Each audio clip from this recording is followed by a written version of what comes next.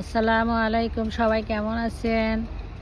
আলহামদুলিল্লাহ, আমরা ভালো আছি। আজকে শাক উঠাবো। ওই দিন উঠাইছিলাম, উঠাই পাতলা পাতলা করে দিয়েছিলাম।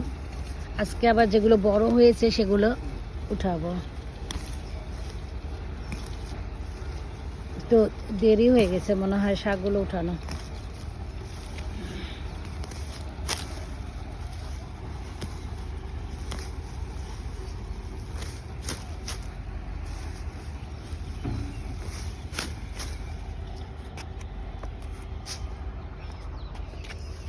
বড় যেগুলি হয়েছে সেগুলো উঠাবো, আর নিচের ওগুলো, এই যে নিচে আছে, এগুলো আবার বড় হবে।